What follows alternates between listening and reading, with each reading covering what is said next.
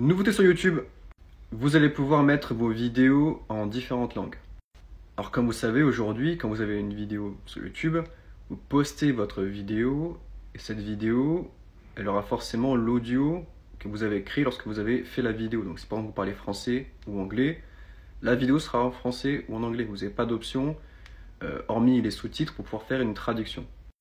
Et ce qui se passe quand vous voulez faire en général une expansion, donc par exemple vous êtes français et vous dites que je veux être écouté par un public espagnol, un public en Amérique du Sud par exemple, c'est que vous créez une seconde chaîne avec vos vidéos qui vont être doublées dans la langue donc espagnole, ou alors vous créez une seconde chaîne avec vraiment des nouveaux contenus avec la langue cible, donc l'espagnol dans ce cas-là.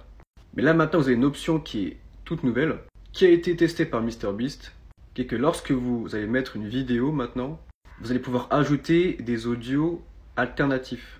Donc vous postez une même vidéo, imaginons elle est en français de base, et vous pouvez créer une audio différente pour cette vidéo qui serait en anglais par exemple. Ce qui fait que dans ce cas, vous n'avez plus besoin de créer une seconde chaîne secondaire pour pouvoir toucher un public particulier, mais vous avez juste à créer cette seconde bande son et la mettre sur YouTube, quoi. Et évidemment, le but, c'est que tous les créateurs puissent avoir accès au marché global en fait, de toutes les langues possibles, quoi. Alors individuellement, ça peut être une très bonne chose pour vous si vous voulez faire de l'expansion, vous voulez grossir sur YouTube.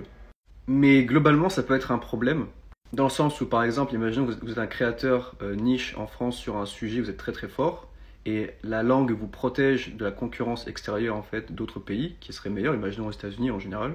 Et bien là, quelqu'un qui serait très fort dans cette niche et qui serait aux États-Unis pourrait venir être en compétition avec vous finalement, en mettant une autre audio qui serait en français.